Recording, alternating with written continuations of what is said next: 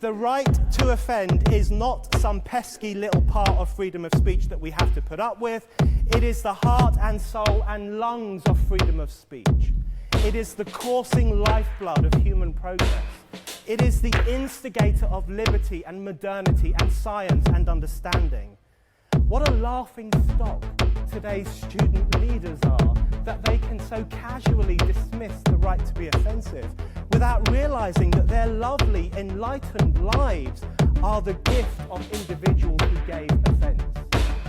Offensiveness is not just something we have to begrudgingly accept. Offensiveness is the motor of human progress. Now broadcasting from the Right to Offend Media Studios in sunny South Florida, bringing you the latest in politics, current events, art, and pop culture. This is the Whitfield Report Live with Sam Whitfield. But giving offense is good. In fact, it's essential.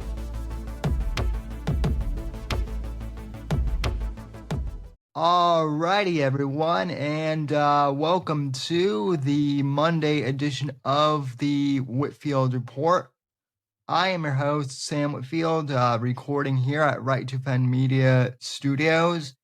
And joining me for today's episode is someone who I've wanted to have on the podcast for a while now, and also, believe it or not, someone who I've gotten a bunch of requests to have on. Mr. Frank Theodat, who is an author as well, and who is also, I would say, probably the foremost expert that I know of on the history of Pulp. He is the editor at large over at Pulp, Pipe, and Poetry, which you can find over on Substack. And he's just an overall fascinating guy, and I'm honored to have him on. So, Frank, welcome to the Whitfield Report. How are you? Well, thanks, Sam. I'm doing well. I'm excited to, be a guest. I've known of the Whitfield Report for some time. So yeah, I'm excited. I'm happy to be here. Awesome. So just starting off, what's kind of just your, general background, even like outside of writing and whatnot. Who is Frank Theodat, I guess, is the easiest way to start off. Yeah, I can summarize that pretty quickly. I grew up in the Boston area. I currently reside in Massachusetts, outside of Boston, with my wife and my son, who's 3 now. And I've always been fascinated and interested in entertainment, first with a long love of movies, television, growing up in the 90s and early 2000s, comic books. I came across novels relatively later in life, probably around college is when I started reading for pleasure, sad it is to admit. But I've always been interested in storytelling. I've always been interested in entertainment. Growing up as an only child, I had developed a very active imagination, something that I think has really served me well as a writer, storyteller. And it's kind of been this well that I've tapped into in terms of, short story writing, which is what I primarily do. I published my first short story collection back in 2023 with another one on the way this summer. And I just love it all. I'm someone who has a bit of an obsessive personality when it comes to all this type of stuff. It's something that I very much frequently, refer to with my own writing, with my own creative work. I would say I'm definitely a writer first. I'm definitely someone who loves all things based on vibe, based on style, based on mood. I've been told, at least, I'm somewhat of a cinematic storyteller. In regards to in terms of a lot of like my short story writing, and I think that just has a lot of appeal for a culture that is so um, that finds itself so steep in visual storytelling. Even though what is coming out of Hollywood now is nothing Garbage. compared. Yeah. For you said it. You said it, not me. All the stuff that's coming out of Hollywood and mainstream entertainment is not anywhere near the level of what it was when, not just when we grew up, but generations prior. Uh, it's still the dominant medium, and you see that with people on social media, on YouTube, and what have you. To be called a cinematic writer or a cinematic storyteller really lends back to how I grew up as a kid. Just I loved movies. My parents, I have still vivid memories of my mom glued to the screen on Turner Classic Movies. My father watched all the great westerns, John Wayne, the John Ford films, Gary Cooper, Clint Eastwood, spaghetti westerns, all of it, and from films like The Godfather and Goodfellas and Casino, Yes. all the good stuff that's what informs my writing, in a cinematic way. So that lends itself to me in terms of like how I kind of view stories.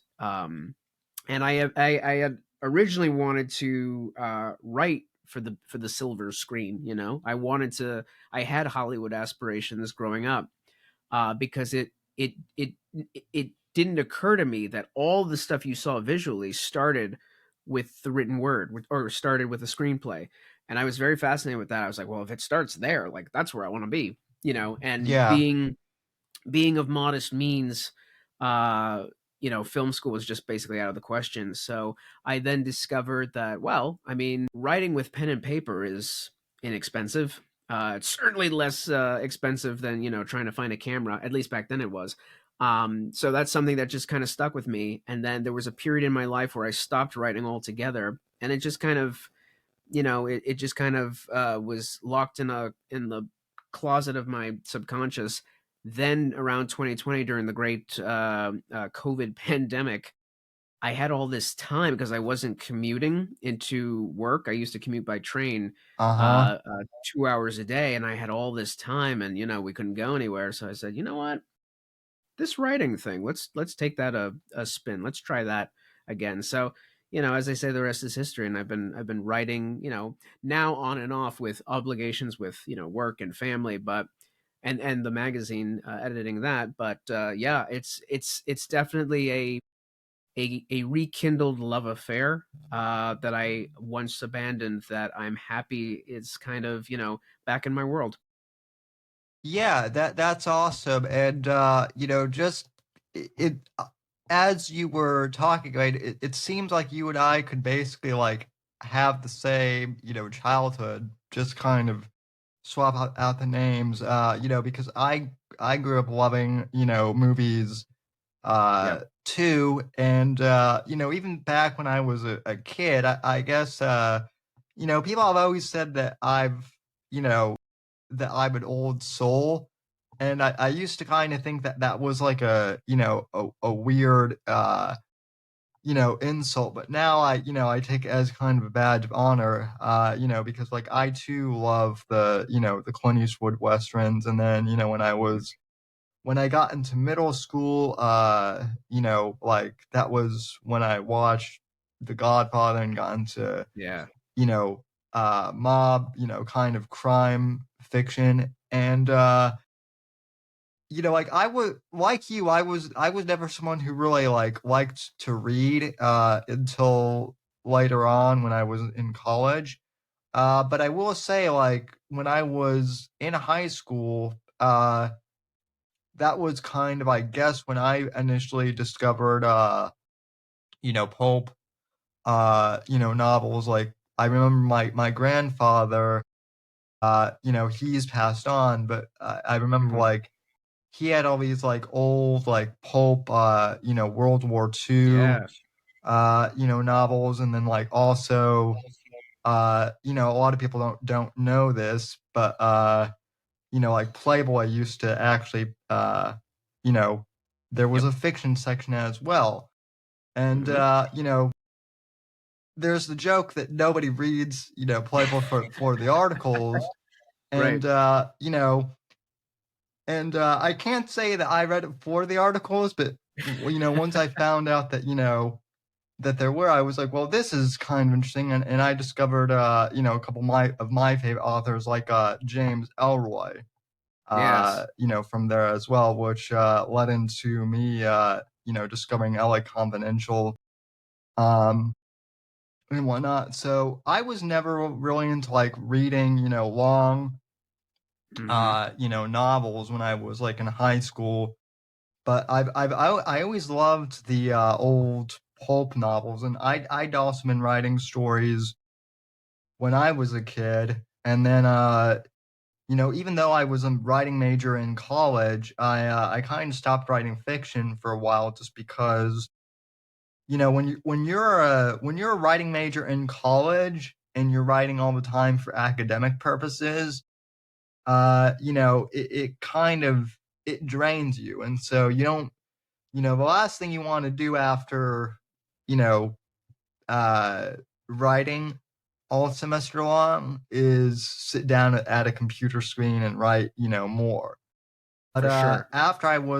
after I graduated college, I didn't graduate during the pandemic, but like I was in college for a lot of it, and then uh once I graduated, I was kind of in the weird spot of like we had just come out of the pandemic, but like a lot of businesses weren't hiring Hmm. for in person. So like I was kind of between freelancing and whatnot, which I still do. I was like, well, now I have time, and I had taken a lot of like film studies classes, and I had written all these. I had actually written like a couple manuscripts, and I'm like, well, I don't Mm. know that I'm ever going to go into Hollywood, but what if I took these and turned these into like novels? And what ended up Yeah. happening was I turned them into kind of like novellas or Yep. you know, short stories, and that's kind of what I've been doing ever since. Yeah. Um, now I actually I guess I was gonna I was gonna ask like what the history of pulp was, but I just had lunch with a friend, and he asked something very interesting about the pulp genre because we were talking about my work. But I guess one thing that a lot of people, I guess, they don't really know what pulp is. When they think of pulp fiction, all they think of is the movie with that Yeah. Quentin Tarantino did, which is Yep. fantastic. But you know, it's and it is a representation of the genre, but it's just one aspect. So my friend asked me, well, Sam, what happened to the pulp genre? Why did it quote unquote die out? And I was like, well, that's an interesting question. I don't know the Yeah. answer, but I know someone who might not know the answer, but might have a pretty good answer. So, Yeah. I'm curious, like, what are your thoughts on like why the pulp? I don't think the pulp genre died, but like, why do you think the interest decreased in it a bit?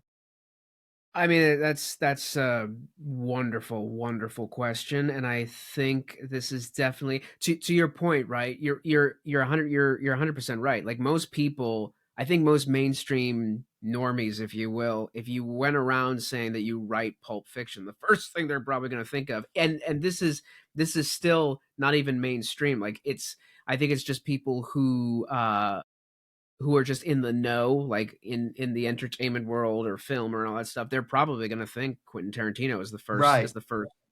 go ahead.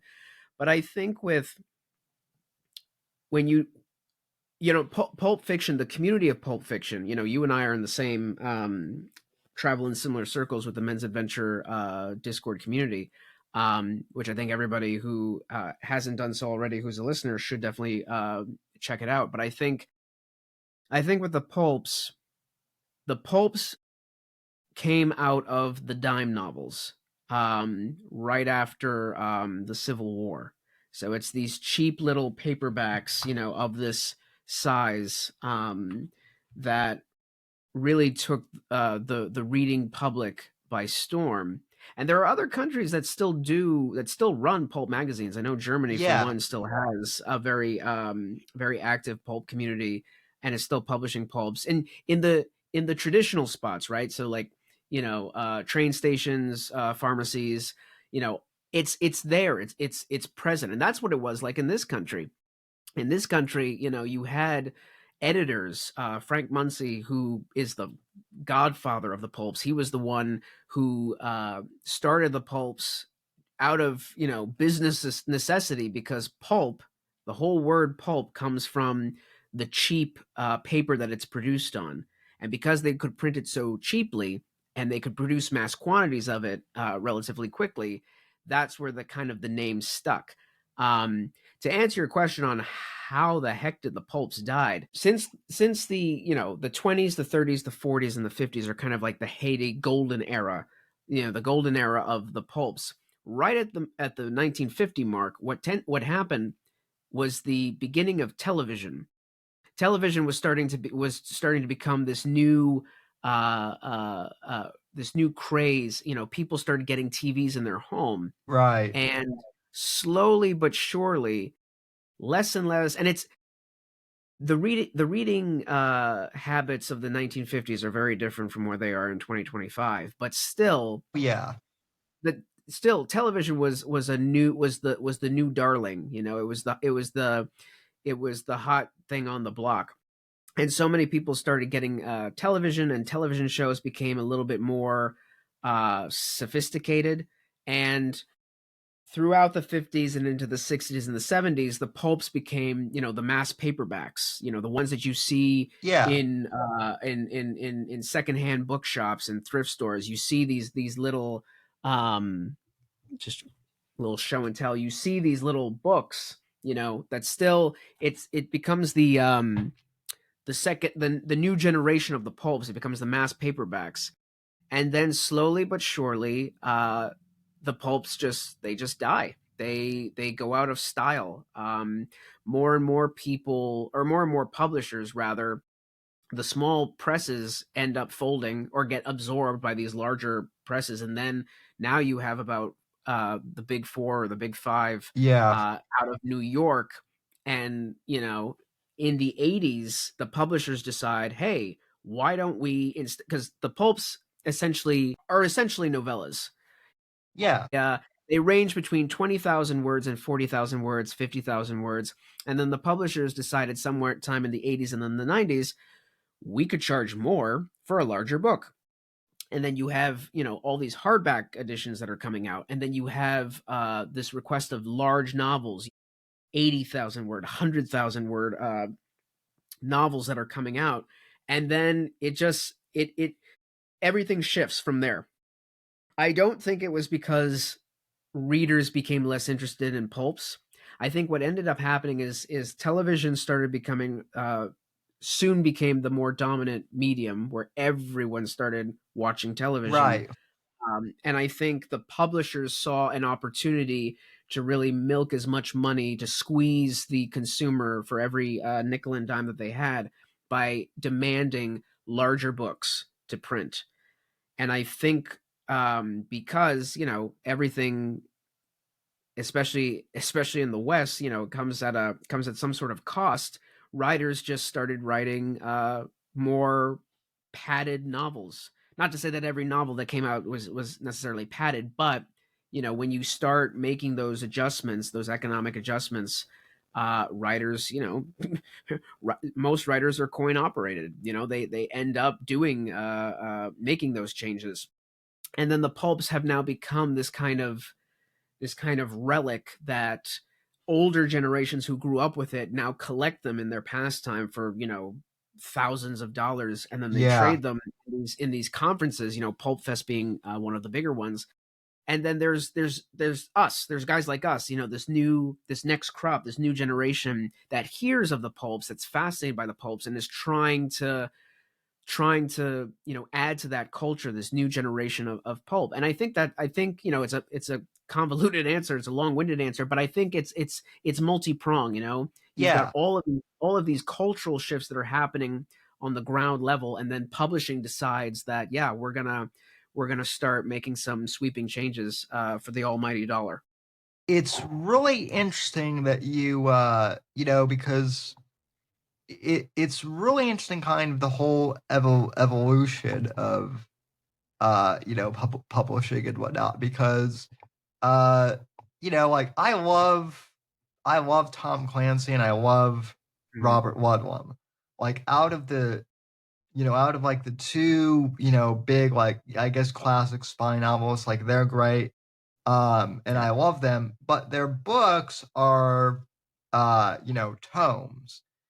Yes. Like, I had trouble finishing a lot of them. And I think, one of the things with a lot of novels being padded is, yes, I love descriptive, works, but I feel like one of the things that the pulps were really good at was the pulps were really good at telling a story and getting to the point, which Hundred is kind of interesting because as a technical writer and someone who writes content for businesses for a living, one of the things, and I've talked about this on other podcasts, one of the things I was literally kind of trained to do in college was to write quickly and to get to the point, whether I'm Yeah. writing ad copy. Hmm. So when I started writing fiction myself, more seriously, a lot of these, skills that I had learned for business writing transitioned over to kind of writing fiction. The other interesting thing Absolutely. too is I remember when I was writing my first what ended up becoming my first novella, Shadows of Deception.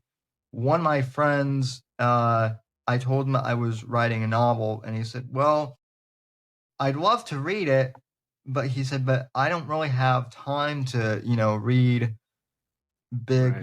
novels." And I was like, "Well, what if the?" I'm like, "Well, what?" And I didn't tell him that this was kind of my plan, but I asked him, I'm like, "Well, what if the book were like sub 200, pages?" Yeah. And he was like, "You can do that in you can Hmm. do that in book writing?" And I'm like, "Yeah." I'm like, there used to be a genre, and I kind of gave him a rundown of the pulps, and he's Yeah. like, "How come nobody told me about this?" It's very fascinating. I don't know about you, but like, one of the stereotypes that kind of drives me crazy is, I mean, yeah, I know you and I are around the same age. Growing up all the time, like around the 2000s and 90s and whatnot, one of the things I always heard from adults and especially teachers is, kids don't like to read anymore. They don't have an attention span. They just like video games. Right. And I don't think it's that kids, I don't think it's that like kids and people our age, it's not that we don't like to read. It's that the Hmm. idea of sitting down and like reading a 500 page Right. novel is really time consuming, and a lot of people don't have time for that anymore. Yeah. Yeah. I think you're spot on, and I think that's just. I think this is multi-prong. I think it's funny that you mention, attention spans and everything else, from like back in the 90s, early 2000s, because the pulps, like I said, most of the, like, there was no word really for the short novel. Everyone, if you ask certain writers, especially, what constitutes as a novel, if you ask them, they'll most likely say, oh, anything that is 50,000 words or more. For the pulps, most of those novels, they called them short novels before they called them novellas. Most of those short novels ranged anywhere between 20,000 and 40,000. that was considered novel length. And if you look at some of the magazines, they'll say, short story. They'll say novelette. They'll say, short novel. And I think, again, to the point of attention spans, this is why when I wrote my first this is why I write short stories, because they're a wonderful medium that you can tell a full story, a full-fledged story with a satisfying ending in just about 3,000 words, sometimes more, sometimes less. And writing short fiction, I always market it to other people who are saying, "Oh, I don't have time to read." I said, "Well, try short stories." Yeah. Short stories as its own genre and as its own medium of storytelling was dominant in the pulps, to the point where folks like F. Scott Fitzgerald, who one of the great American novelists, wrote a letter saying how he was writing short stories to finance his novels. And it's completely switched now. Most people who are getting into the writing game, who want to be writers, who want to make a career out of writers, write with the aspirations of being novelists, not short story writers. And I think a lot of that comes back to the cultural shift between people who are primarily who are familiar with writing, or familiar with the craft of writing, or familiar with reading.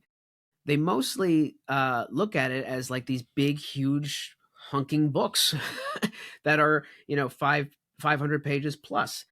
And to tell someone, today's day and age, that there was a time where you could pick up a book, of a size that you can finish in an evening, is almost unheard of for a lot of people. And I think part of this new pulp renaissance that we're seeing, so many people are getting back to that. They're getting back to the short.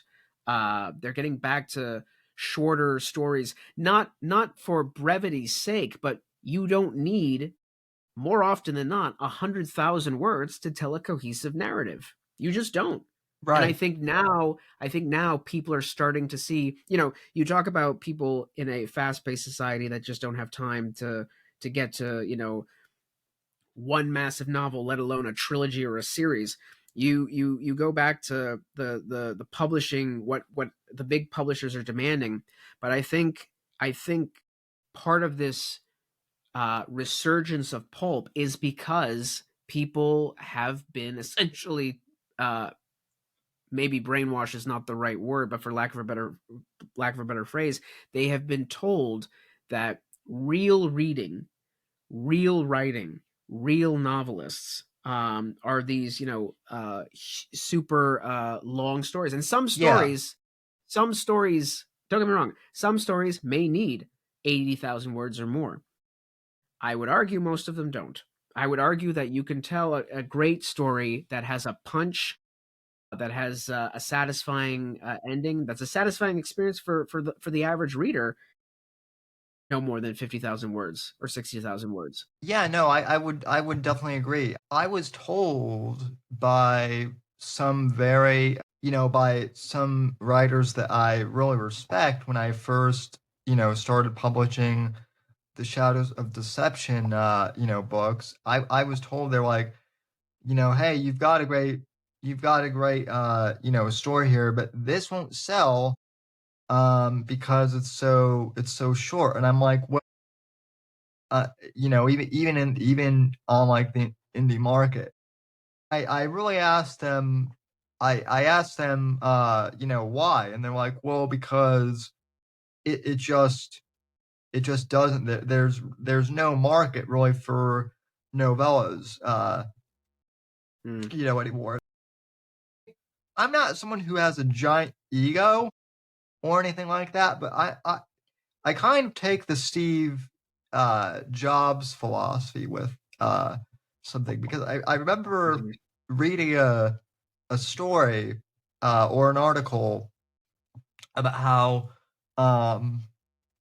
back during the 1980s, when Steve Jobs was working on the Apple Macintosh, computers prior to 84, they were, they were DOS based, meaning they didn't have a graphical user interface. A lot of people thought that, uh, you know, graphical user interfaces were unnecessary and that they would be too much. And Steve Jobs famously once said that, the customer doesn't necessarily know what they want until you give it to them. And 100%.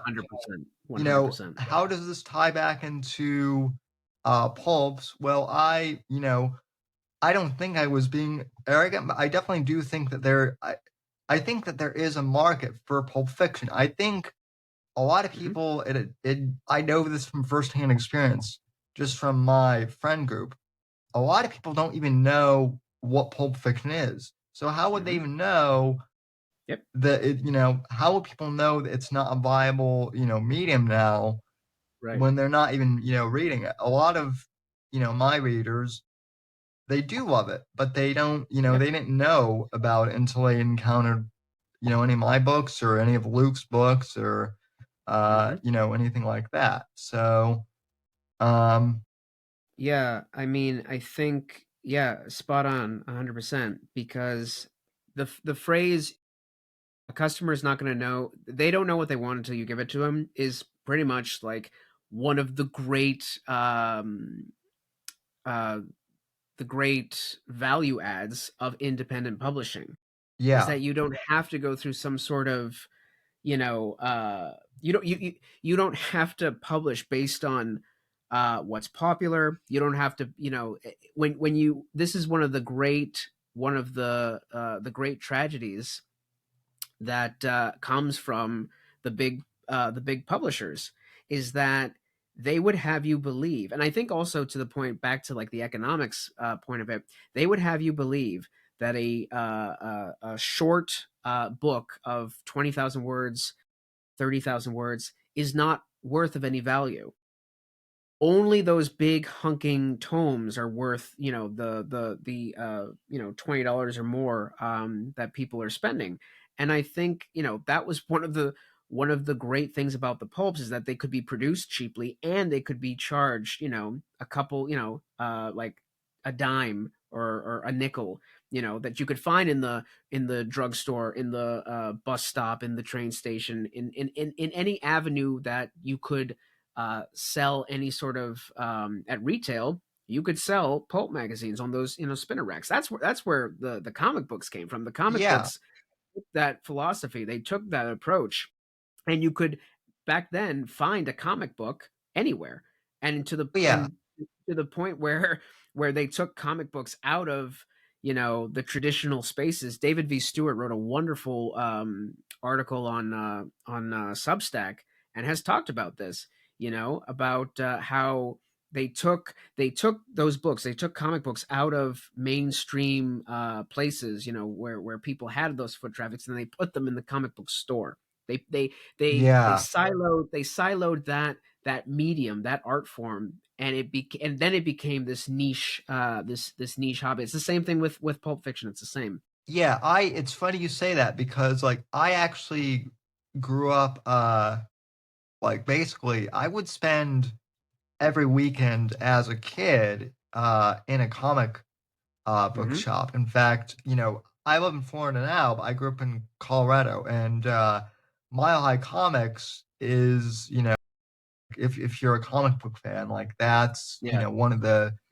major things is, and like even now, sadly, like I'm curious, since you're a movie buff too, like, how do you feel, like, not to go off on too much of a tangent, but I feel like as a comic book fan, I loved the early era of like 2000s and even like earlier like MCU Marvel movies.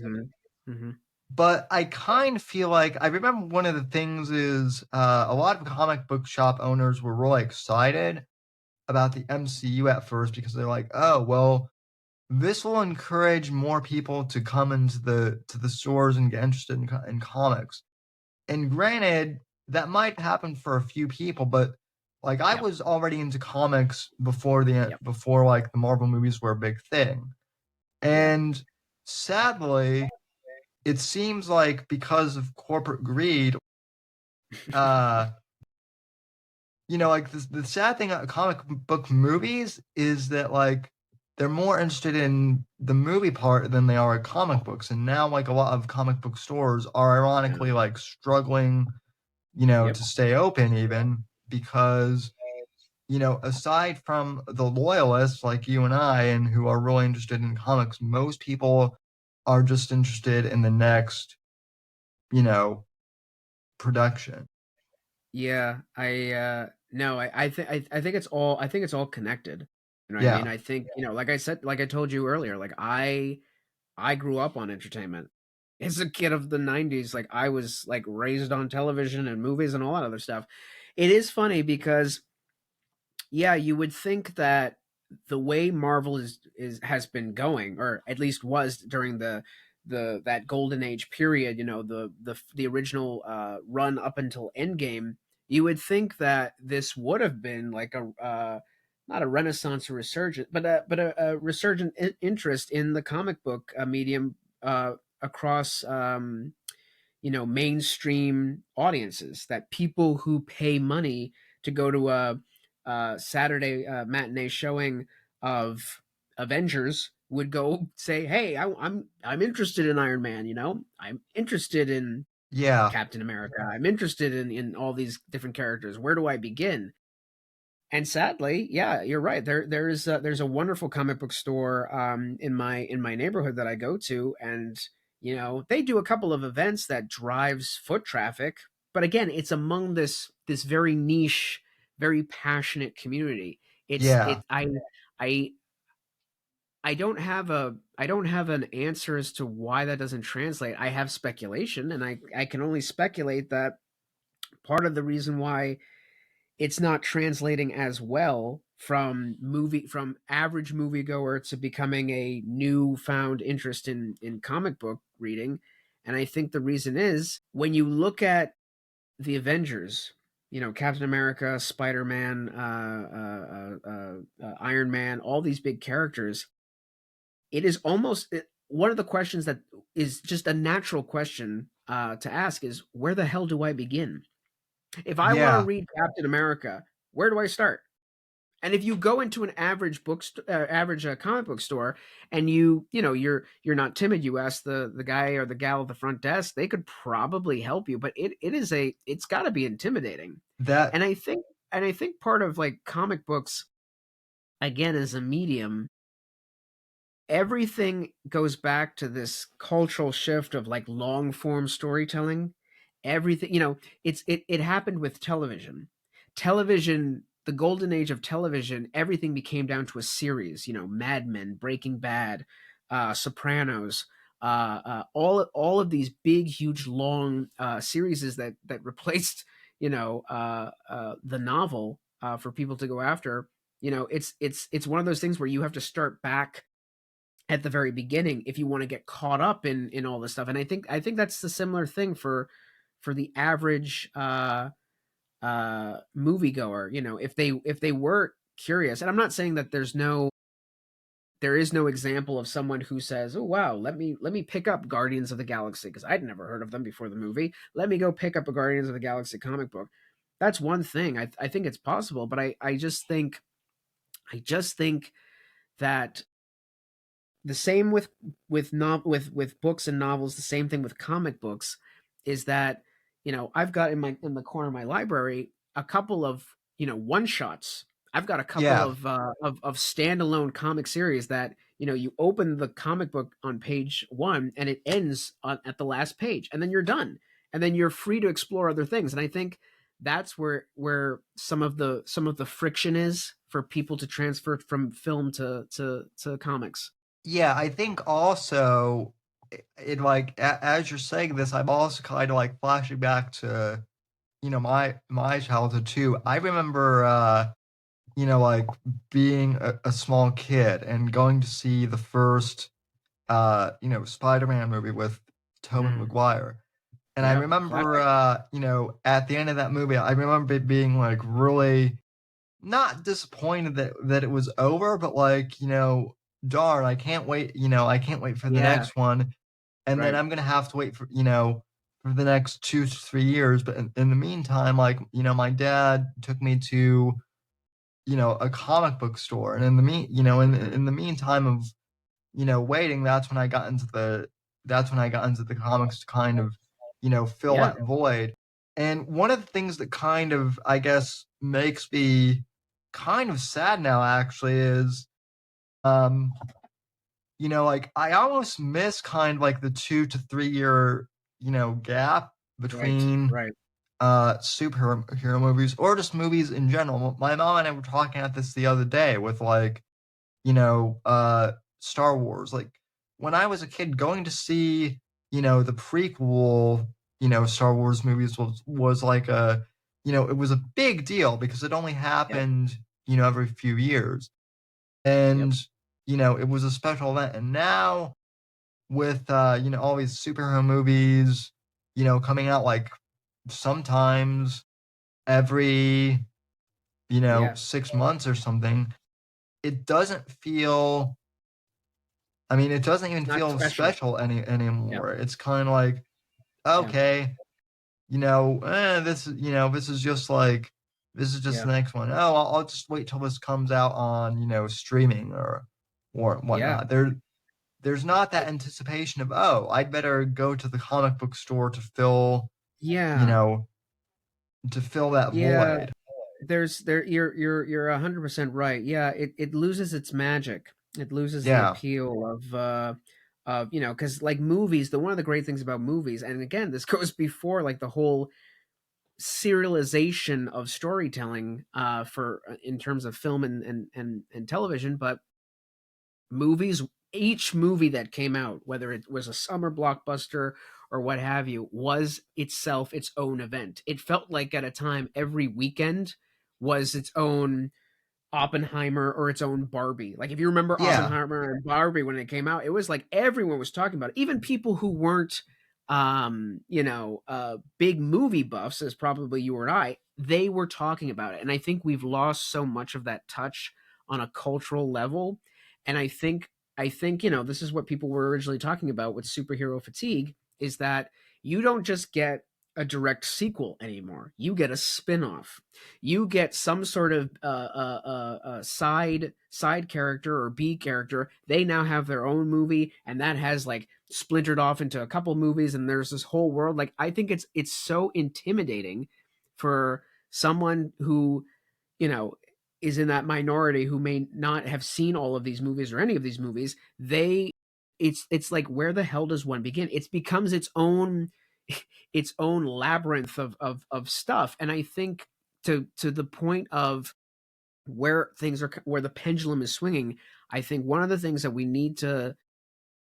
we will be seeing a lot more of is a return to not short form storytelling necessarily, but just like a beginning, a middle, and an end, both in the printed word, both in a visual medium of storytelling. And I think one of the best avenues for that in terms of television is the anthology format. Like the Yeah. Twilight Zone. I think that's something that I think is ripe for this day and age to kind of make its original comeback. I think it's very interesting that you say that. As much as I love the interconnected nature of the Marvel movies, you're absolutely right. It does get overwhelming for the average person. I also think that like that whole interconnected thing, it works really well in print and in comic books, but it doesn't work so well in. It's not that it doesn't ever work, Hmm. but they've done it so much in movies and TV, it doesn't translate as well as it does Right. in the comic book, medium now. Yeah, I just think so many people are just kind of like they've beaten a dead horse at this point. I Yeah. think if I think if and you know what, it's also, you have to look at it from a, as sad as to say, like a big corporate entity of it, right? Yeah. They were never planning on stopping with Endgame. even though Endgame would probably have been the best place to like put this thing to rest and invest some of that big box office revenue into other smaller features, like little standalone features that could be their own story. Yeah. I think so many people, like my son, for to give you an example, my wife and I, my mother-in-law and my son, we watched Spider-Man, whichever the first Tom Holland Spider-Man movie was, and I don't think I'd seen that Homecoming. movie.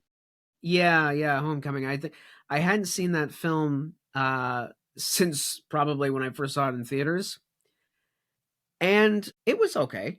Like it's a nice, enjoyable film. There's like Yeah. 3 or 4 other ones after. It's enjoyable, and he loved it because he's starting to get into that craze of heroes and Spider-Man and all that other stuff. But I remember sitting there in my living room watching it, and I said you mentioned the Tobey Maguire movie. I could probably watch Tobey Maguire's Spider-Man like every now and then. I think there's something, but watching this Marvel film, you know, after the kind of rush feeling of when the original films came out, where you went every summer to see a Marvel film. um, I sat there watching. I was just like, oh, another joke. Oh, another slapstick thing. Oh, another, like, it becomes. It's almost like one of those things. Like, once you see the magic trick, once you know how it's made, once you see how everything kind of unravels and comes together, it almost loses its appeal. Yeah. The slapstick thing is really like, it was fun at first, Yeah. but the thing that really kind of, and I'm not someone who needs everything to be like dark and gritty and super Same. realistic, but it is very like jarring. And even Endgame has moments like this where Yeah. um like, half the population or whatnot has been decimated because of the Thanos snap Yes. and whatnot, and things are looking pretty dire, and yet um because it's Marvel, um like the Hulk is making quips or something, and Right. I don't mean like dark humor jokes that like would be fitting for them. Well, I mean like quippy, fun, witty Yeah. things where it's like, I'm not really sure that this is the best time for like Right. for slap. So it's just like tonally, and I feel like they do that because it's like, well, this is Disney and we have to have levity Yeah. even when it's not necessarily appropriate. So Yeah, it was interesting. I mean, my son enjoyed it. My first choice would have been the Tobey Maguire one, but that's kind of gets a little jarring for for someone his age. A little bit more yeah, scenes, but I just feel as though superhero films of the early 2000s, there was at least a balance, because what Marvel tends to do, or Disney Marvel, what they tend to do is that they don't make comic book films. They make films with comic book characters. So Winter Soldier is its own, spy thriller. You know, Spider-Man: Homecoming is a coming of age story. yeah, Everything is its own genre film, and it sometimes it works, sometimes it I mean, I enjoyed it in its original run, but I guess having watched these films on their own, outside of, like I said, the original rush of like when it's like, oh, I gotta see this Spider-Man film, or oh, we gotta see the new Captain America. When you're out of that timeline, so to speak, and you're yeah, in the present, you watch it now, it's like, oh, okay, it's fine. It does its job. It checks, but that's the thing. It's like, you're watching something that was concocted in a lab. You know what I mean? It's kind of like if you're going into a small diner, you're on a trip somewhere, and the diner there's nothing fancy about American diner food. I mean, I love going to like a good old fashioned diner where you go to the counter, you see like a selection where you can get your cigarettes. People are going in to play the lottery maybe, or people are just like it's just you come in. There's no false pretense. You're there for breakfast. You're there for lunch. Whatever the case may be, and you have it. But here, everything here is just everything is everything from a Marvel film. You start to see that it's almost overproduced. It's almost too polished. Yeah. There's no charm to it as it would be from like early 2000 superhero films. Not many of them were, were uh I wouldn't say they were just like amazing. Some of them, were pretty much like, okay, not that great. But other than that, it's just not. They're just overproduced. They're just like they're made by committee, and it's a whole different feel, and you feel it. I think. Yeah, I think definitely with those movies, like I think in the search for over perfection, they've taken away some of the charm, and that's a lot of what happens with film. It's interesting that it's interesting because one of the things that I've done with like a lot of my uh, stories, like my novella series for Shadows of Deception, they're novellas, but they all kind of tie together. Nice. So you have the story, but then it connects to the next one. But I've tried my best to write them in a way where you can read each of them like separately. So Yeah. it's still its own contained. It is connected, but it is its own contained thing. I have no Right. problem with interconnected media, but I Hmm. think the big problem with a lot of these things now is they rely on people having seen the previous um Right. thing or whatnot. Right. And I think that's what draws me both as a writer and as a reader to short stories. Yeah, Just as a practice, but also just like it's enjoyable. Like I just finished Harlan Ellison's Stalking the Nightmare. He's one of my favorite writers. He writes somewhere between speculative fiction and kind of literary weird fiction. But he's just batshit. He knows how to spin a yarn. He had been doing it for so long. Reading his I have an entire shelf in my library that's dedicated to Harlan Ellison science fiction, fantasy, weird speculative fiction. And I don't think I've cracked cracked like 5% of his body of work. But yeah, it doesn't matter because he identified as a short story writer, and I think that's where I kind of get it from, is that yeah, he had a love and a devotion to the medium. And I think I kind of share it for other reasons as well.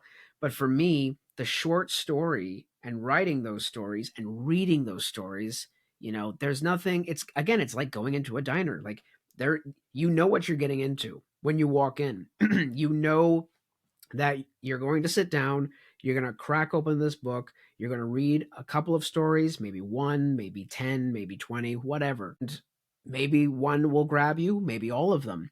But it's really just like it's its own assortment of entertainment.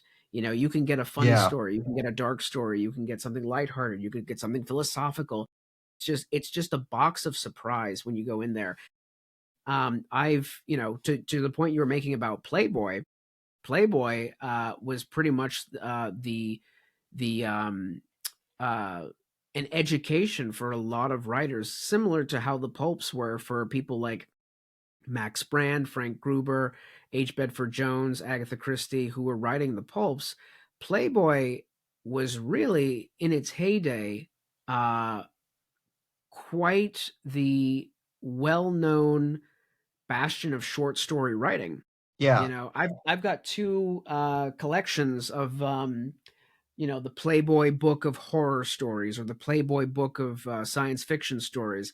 There was, Ray Bradbury was in Playboy. You know what I mean? Like Yeah. it's one of those things where, you know, it was a respected medium. It was a respected genre of writing. So it's something that I don't think I'll ever abandon now, but I think everything that we've been talking about, Marvel comic books, this whole long form storytelling, serialized storytelling, I think it's great when it's great. You know what I mean? I would never say one is better than the other. I think it's great for when you want it, when you want to spend time with the characters, when you want to spend time in that world. But I think for me, on average, and I think for a lot of people on average, they want to be they want their, not to equate it to fast food, but they just want their fill. You know what I mean? They want Right. to sit down with a book and they want it to be good. They want it to be of quality. They want it to pack that emotional punch. And they want to be done and they want to move on because that's another thing. We are living in an age where it's the best time to read the great books, all the previous books that were published, generations. It's a great time to listen to all the great music of generations before. It's a great time to, watch the movies of the 60s and the 50s and the 40s and all that stuff. You know, it's a great time to play video games that were in its heyday and that were great and will last and have that impact. I think most consumers now, it's a plethora of stuff. It's so overwhelming to find something that where to begin on what you want to spend your time with. And time is such a limited resource now that I think people just want to go in and out and explore something else. Yeah. I think that's all true. Not to jump too abruptly, but kind of, connecting. You've read a few, different works, short story collections, whatnot. What is your general, do you have a general, I guess, what is your writing process? Do you have a generally set schedule or, um, how do you know what you're going to write? Do you have like a set plan or does it just kind of happen or a bit of Yeah. both for you? Yeah, my process now is so different from when I first started. When I started writing, seriously writing and seriously studying uh writing fiction and and not just starting with short stories, but staying with short stories. One of the things that always irks me as a writer is how short stories are spoken to with other writers. Like I said earlier, most writers who have the aspiration to write wish to be novelists. It's very rare that you meet a writer, whether in the circles that we travel in or elsewhere, where they say, "Oh, I'm a writer and I write primarily short stories." Most of them will eventually graduate to novels because short stories are seen as a kind of training wheels, kind of like the floaties for Yeah, for writers. They say, "Oh, and they say, write a couple of short stories, then go to a novella or then a novel or whatever." But for me, it was a medium that I loved. So my old process would be staying up late. Like, as soon as I was done with work, as soon as this was before my son was born and before I had a family, right. before everything, I would just stay up late and just, read 1, 2 short stories a night and then start writing. I don't write with an outline. And this is part of my Me own either. lesson. Yeah, this is my own lesson with the pulps, because we were talking earlier about, how economical these writers were. It was just kind of like, come on, let's go. Like, get to the point, get to the story. And I think that comes from the fact that they were writing for a penny a word.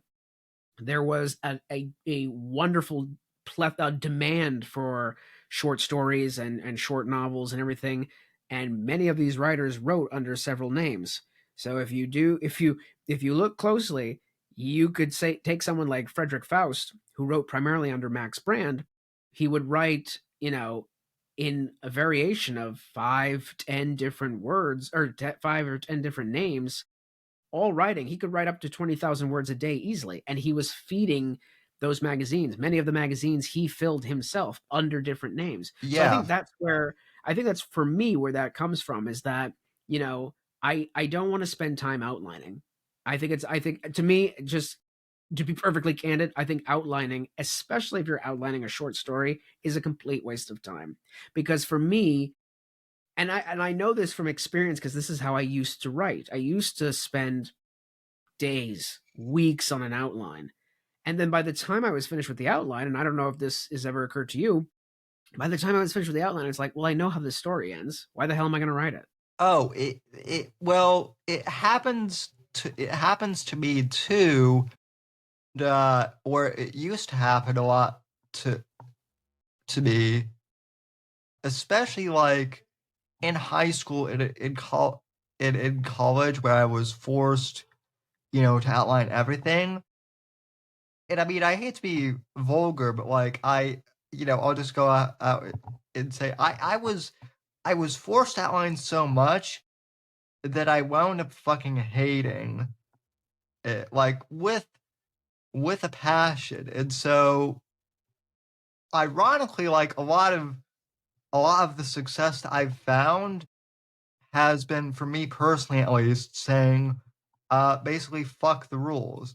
And I'm not even Exactly. saying that like to Exactly. be like an edge lord or anything like that, but um like my first like short what ended up becoming my short story collection, Blood Ties, for the mob, wasn't anything that I even like really, like planned or outlined. It was just like I had this idea for like a short I had this idea for a short story, and it just kind of uh Takes a came out life of its own. came out of me. I wrote it in an afternoon. I wrote it in like literally over 2 days, not really even thinking about it. And of course, I went back and like edited and refined a little bit Mhm. after. That came. So I wrote like the first short story, and then I kept writing them because I was really like in depth with these characters. And it just kind of, before I know it, like I had a small collection, and I gave it to my mom for Christmas. And my mom is not someone who, uh, like, she's very supportive of my work, but she's not someone who is going to say, "Oh, sweetie, this is just, the greatest," Right. because, Right. you She's going to tell know, you how it is. Yeah. yeah. And she told me, she's like, "Wow, this is the best thing that you've written so far." In Yeah. fact, like, she's jonesing for volume 2 now, which I'm working on. But it kind of Yeah. goes to show how, like, at least for me, some of my best work has just been stuff that, like, some of it I've written in, like, an afternoon or 2 to 3 days. Yeah, I mean that's exactly how I wrote. Like in 2020 when I started, I mean my first my first short story that I, said I was going to write took me probably 6 months, and I stopped in between. The mistake I made early on, I would stop in between and I would revise and rewrite the whole thing, and I said this is just a terrible process. And then to the point where I discovered not just the pulps, but I also discovered the concept of writing into the dark, which is what you and I are talking about here, that was coined by a contemporary writer, a contemporary pulp writer, Dean Wesley Smith. Uh, I was kind of like drinking that Kool-Aid, and I didn't realize that this was an old form of writing that has existed, that existed back in the pulps. Because if you think about it, if you're a pulp writer and you're getting the demand from an editor to write let's say a 3,000 word short story, and then you have another editor who says, hey, we need a 10,000 word story, and then you have another editor that says, hey, we need a short novel of 30,000 words, and you have all these demands, and you have tight deadlines, tight turnarounds because they're publishing rapidly, and you have a family to feed, especially if you're working during the Great Depression and you have, the rent's due and you have all these deadlines, all these looming things. And the number one thing, you have a manual typewriter. You have an Olympia SM4, you have a Smith Corona typewriter. If you really think about it, how likely would you say that a writer who has probably 5 or 6, 7 assignments, like I'm talking like a Frederick Faust or Frank Gruber or H. Bedford Right. Jones, who many of them had, several typewriters going at the same time. How likely do you think those people are actually going to say, well, I finished my first assignment. Now I have to go back and I have to rewrite this word. I have to use this. Like, that's not what's happening, or that's not what happened. That's just, there's along the line, there came this mythology about writing, that it has to be a slow, painful process, that you have to suffer for your words, you have to bleed on the page, like stupid stuff like this. That when you read some of these old books and you read these biographies and you learn about these writers, they weren't doing any of that garbage. They were basically banging the keys all night. Frank Gruber, how he broke into the pulps, and he talked about it. He wrote a story, he submitted it to an editor. The editor says, hey, we're not going to accept this story, but I have the need for a Western. Have you ever written a Western? And he said something like, oh, yeah, sure. I don't think he ever did. And he went to the nearest newsstand, or the nearest spinner rack, bought a couple Western magazines, went home to his apartment, read it from cover to cover, studied everything that he could, and all night. And he details it in the book, if you can find it. It's a great book, The Pulp, Jungle, by Frank Gruber. He details it in painful detail, like by the hour, of how he wrote this story. And he spends all night writing it, doesn't rewrite a word of it, goes to the editor the next morning, hasn't slept, hands in the manuscript, doesn't hear back for a day or two. His phone rings and they say, hey, we'll accept it. You can come by and pick up your check. And that's how he broke in. And that is a tradition, what I have coined as the pulp work ethic, of just get it done, get it on the page. You can, if you want to rewrite it, which I don't recommend, you can, but I think some of my best writing, and this is not my own thought, similar to what you've said, the best stories I have written, according to readers, according to people who enjoy my work, according to, other budding writers, the best stories I have written are the stories that I have absolutely no idea where it's going to end, and are typically the stories that I write the fastest. Yeah. I have written stories in an afternoon. I've written stories Same. in less than 2 hours. And those are the stories that people either remember, or they say, wow, this is like fantastic. This is like, wait. And I most of the time, unless they're one of my peers, I don't tell them that I don't really outline. But I just, my whole thing is that whenever a writer tells me that they're outlining a novel or a novella or what have you, and then they're going to go back to write it, I don't even pick those fights. I just say, hey, I can't wait to read it. Or, I try to be supportive, because every writer is different. But for me, the best stories are the ones that are, are written in a sweat, that are written with a fiery passion, where I'm punching the keys and I hit the end, and it's an out of body experience. I can't articulate for you what that experience is like. And I know I'm doing that when it becomes almost, this is going to sound counterintuitive, but almost when it sounds boring, almost when it comes off as boring. And what I mean by that is, usually the beginnings are harder for me. I will typically start with a character. I will put him in a setting, and I'll give him a problem. And 9 times out of 10, the original problem is not, the problem of the story, but I'll just start that way. And then it's kind of, you kind of force yourself, it's kind of like what Louis L'Amour said, you're turning on the water and you're waiting for the water to warm up. It's the warm up phase in the writing. So you sit down and you're writing the story, and then suddenly something clicks and you're like, okay, I know where I'm going. And then there's a point in the story where it's like, oh, where am I going?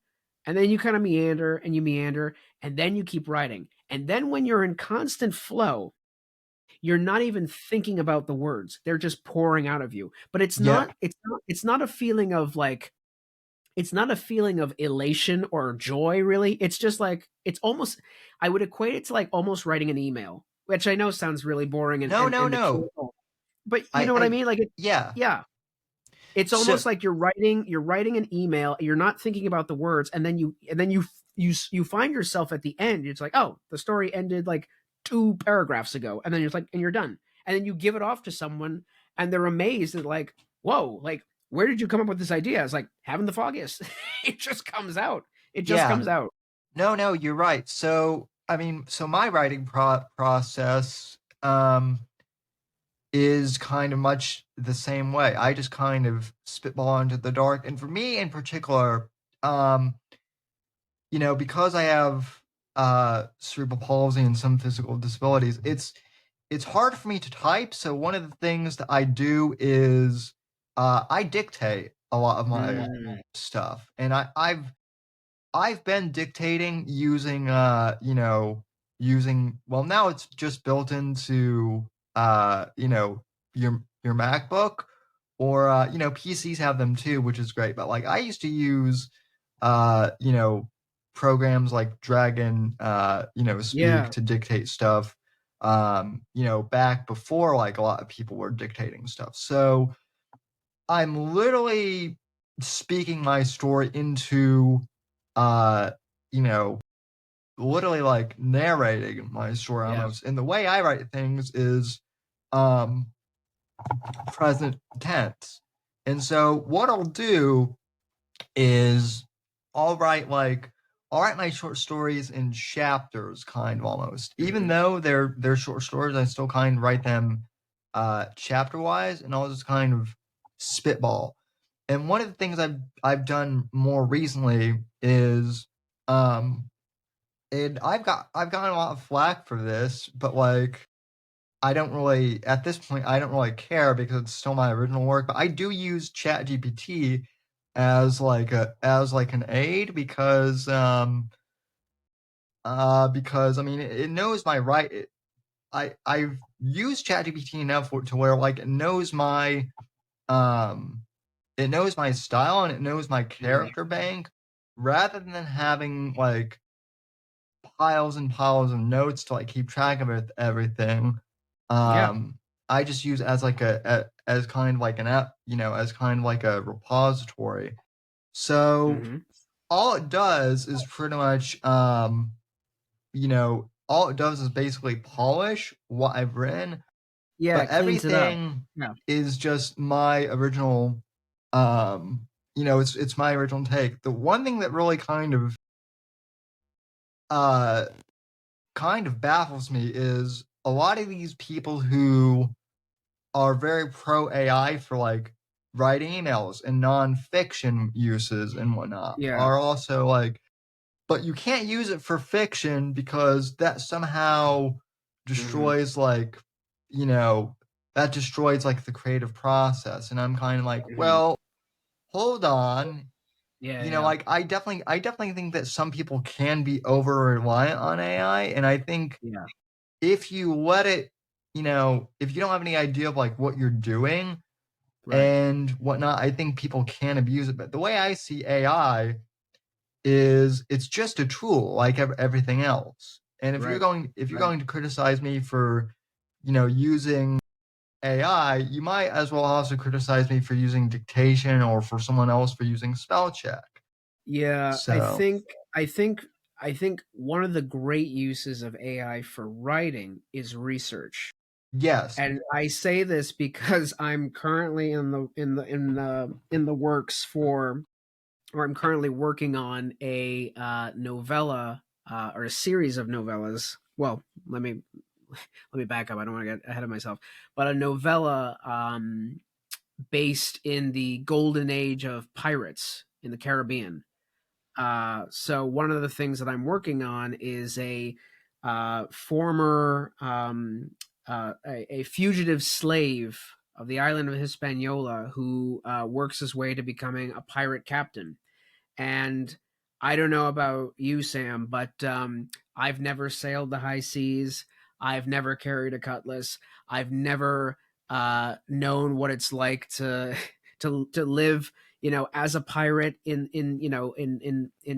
fighting and fighting off Her Majesty's Navy. So I think Chat GPT or any AI platform is great for producing a list, and especially Grok has been very good. I've found to Yeah. just to pull from the internet, all of these sources, all of these blog posts, all of these, wonderful resources, and it will actually tailor for me, like, what the day in the life was on a pirate ship, to down to the details of what type of weaponry, certain vernacular and all that other stuff. And I think that's a great use of AI, because if it wasn't for that, I'd probably be spending, weeks, if not months, in a library trying to cobble up and try to read through these books. And for me, the fun part of writing is the actual writing. Yeah. I don't want to lock myself in a room, 6 weeks to a year, 6 weeks to a month, or 6 months to finding all the research details when I can just, Even have it spit out for me in a matter of seconds. yeah, well that's another thing too, is like it's really helped me with research too, because one of the things is it is so much easier to type something into ChatGPT to ask the question like, okay, what type of handgun was used by the Navy Yeah. SEALs in the Yep. 1980s, or just as like an example question. It's a lot easier to just ask that question Right. to ChatGPT or to Grok rather Hmm. than type that same question into Google and then have to Right. scour through links to, and I'm not one to shy away from research, but the one thing that I have found is I'll go down rabbit holes of just like doing research rather than actually Hmm. writing. So to your point, It's a time suck. Yeah. one thing that I'll do is I'll have one chat with like my writing, um, with like my writing stuff, and then I'll do research and I'll be like, okay, insert that into this story then, and it Hmm. will it will revise the draft so that Hmm. it's incorporated. So Yeah, I mean, I think to the point that you mentioned about Google, I think, I mean, I don't think, and this is something that has been said before, AI has pretty much replaced most of these search engines.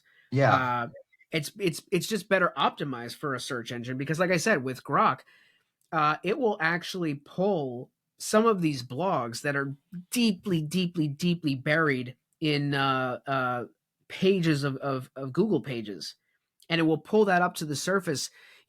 Think of blogs from, like, the early 2000s, that just don't seem to, that don't even make the first 10 pages of Google. Like, it will pull through all that stuff. If there was a blog post that was dedicated to, you know pirate weaponry, for instance, that's just buried in there, like, it will pull all of that stuff out. So yeah, I think I don't use AI for any of the actual writing, but I do use it for research, and it's been such a time saver rather than spending days and weeks to, not write. I can yeah, pull up, specific, ship models. I can pick up, all sorts of stuff and happily use that, and it speeds up the process.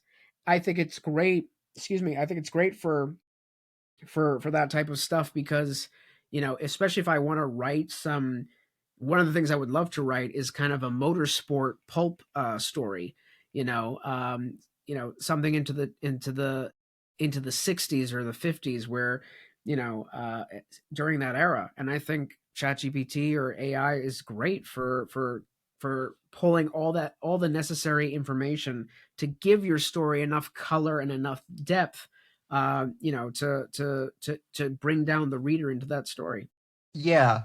One thing I'm curious too, since you're a pulp guy, so like I write pulp, but a lot of my stuff is set in the It's actually set like in the modern age, but it's written kind of like I guess the best example I can think of is something like Batman the animated series or Mm, Blade Runner, yep. where the aesthetics is kind of like the 1940s, Yep. but you could almost believe that it's like that it's set in present day or something like that. Yeah. The Yeah. the the timeline is kind of ambiguous, and I find that like one of the oddest things I've kind of found in pulp is there's this notion that because it was like written in the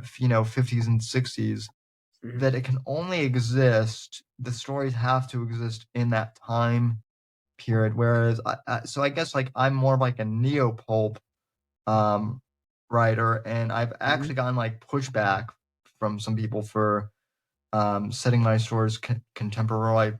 Yeah. um what's your kind of whole take on, I guess, neo pulp, or kind of just the pulp? Are there any like hard and fast rules that you feel you have to follow for pulp? I I am gonna defer to H. Bedford Jones, who is a Canadian-born pulp writer, a Canadian-born American pulp writer, who is known as the King of the Pulps, who wrote millions of words, not just a year, but throughout his career, um, and who wrote everything from high adventure, mystery, crime, the great pulps of the 20s and 30s. When it comes to writing, there are no rules. So I think for what is that? So albeit a little bit facetious of a short answer, but I think for anyone who says they want to write pulp or that they're writing pulp and they're writing in a contemporary setting, I think for me the best way to kind of articulate it is that pulp to me is old-fashioned storytelling. Pulp is a vibe. Pulp is Yeah, a mood. Pulp is a it can be an aesthetic. You can go to the 20s and 30s and 40s and capture that aesthetic. You can go for the Indiana Jones high adventure. You could go for something like that. You could go for the Buck Rogers aesthetic of pulp.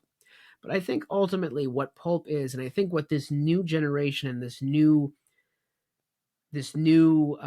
resurgence of pulp is that it's a return to old-fashioned storytelling. Story is king, man. It has been and it always will be. That is something that the powers that be of Hollywood, that is something that the powers that be for comics, that is something the powers that be for modern entertainment have let it slip through their fingers, whether intentionally or not. And I have a sneaking suspicion it's not all unintentional. The whole movement, the whole pulp fiction movement, the whole pulp revival, the whole resurgence, it's about getting back to old fashioned storytelling, man. That's all it is. It's men being men, it's women being women. It's good versus evil. It's tragedies. I think crime, you mentioned crime fiction. I think things like The Godfather, I think things like Goodfellas and Casino. Those are just Greek tragedies oh yeah, set set in mobsters. That's what it is. It's Shakespearean. You know what I mean? It's I would love to do a Hamlet set in kind of like a crime family. I would love to do instead of The Godfather, it's like what if Michael Corleone, his plunge into the world in the underworld is his entire family is slaughtered. Like what if they killed his father and his sister and his brothers, and now he has to go out and plunge for vengeance, and it's wonderful. And I think those primal uh characteristics, those heartfelt, passionate stories. That's what pulp is, man. You can yeah, set you could do another Indiana Jones version and call that pulp based on aesthetics, but if you even ripped out some of the aesthetics of Indiana Jones, the heart of the matter, that's what Pulp is. That's what it really becomes, what it comes down to. It's vibe, it's mood. That's what it is. I'll have to send you a copy. I don't know if you've picked up my short story collection of Blood Ties at all, Mm-mm. but that's essentially what I've done as far as like the crime fiction Yeah. genre. Yeah. Blood Send it my Ties, way. Yeah, send it my way. I'd love that stuff. yeah, I'll give you an EPUB to read. Also, Mm. the audiobook just finished, so once that came out, I'll send that to you as Nice. well. But the concept of Blood Ties basically that I took is what if and it's with original characters, but I always took the approach of, well, what if Michael Corleone actually became like a cop, right? And Mm. rather than just being a corrupt cop, he's actually an honest cop. But Mm-hmm. his entire family is in the mob, so there's that, there's Mm-hmm. that dynamic. And I don't know about you, but like I'm a huge fan of the movie Heat. That's Yes. probably my Yes. favorite Michael Mann film. I was just talking to my wife and a couple of people about Heat because Val Kilmer passed away recently. So Yes. I just that's definitely back on my radar now. Oh yeah. But yeah, I guess we should say, since we're recording this on Friday and this will air on, Monday, but yeah, I mean, I guess we might as well take the time to say, R.I.P. Val Kilmer. hmm His performance, well, a lot of people mention Doc Holliday and whatnot, and The Doors, and which is fantastic. But he brought a lot of depth to the character of Chris from Heat, and I think a lot of people overlook. Interesting enough, one of my favorite scenes, and I think it's everyone's, is the diner scene. yeah, Um, yeah, iconic. between Pacino's character and you know and De De Niro. Niro. Yeah. One of the things is, I don't know if you've had a chance to read Heat 2, the novel, but No, no. one of the things that, I mean, I won't give away too many spoilers, but one of the things that was in the original Heat script that Michael Mann put into Heat 2, the book, is the fact that Al Pacino's character, he really likes De Niro's character. Mm. He's kind of like internally thinking, and he's like, it's a shame that this guy is a criminal because we could be friends, right? Yeah, So you do see a little bit of that undertone in that in what ends up in the diner scene for the film. So I could see that. I yeah. could definitely see that. So one of the things with Blood Ties that I've done is, is one brother is a cop and the other is in the mob. And Mhm. there's that moral tension because the cop, even though he was born into the mob, he's trying his best to be on the straight and narrow. Yep. But he still loves his brother and he still loves his family. So there's a lot of tension that I've been playing with. And again, that's something that I didn't think about that like for an entire, it didn't take me a year to write. That just kind of came Yeah. out of me. And I think it's very weird kind of that there's this whole mentality that you have to spend like a year and a half to 2 years Yeah. slaving away. Yeah. I mean, I to that point, one of the things that I've taken on in my projects in the Variety magazine that I'm the editor and the co-founder or founding partner for, Pulp, Pipe, and Poetry, is a series called Ink and Grit, which started last summer.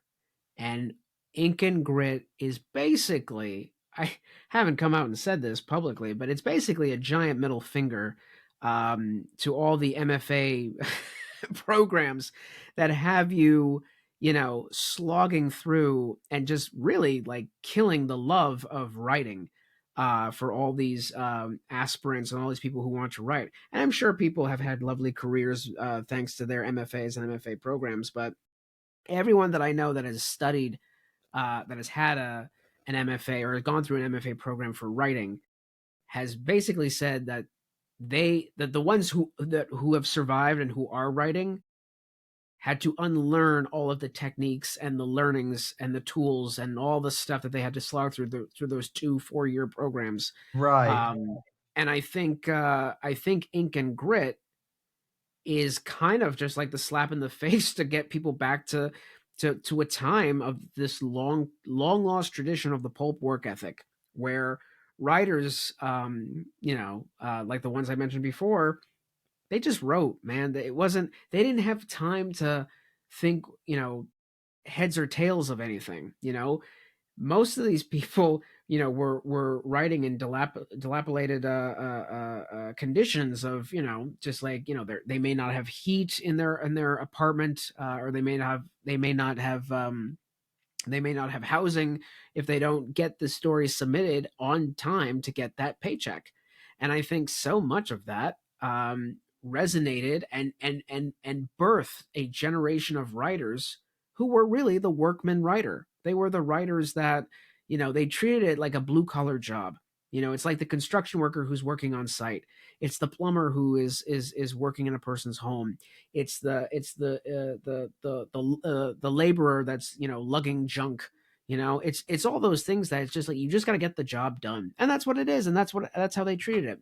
And Ink and Grit serves that function to show other writers. And I know I've had wonderful messages and letters from people who have read that series, Ink and Grit, on the magazine, on Substack, and they have told me it is because of that series, it is because of the article, The Pulp Work Ethic, it is because of,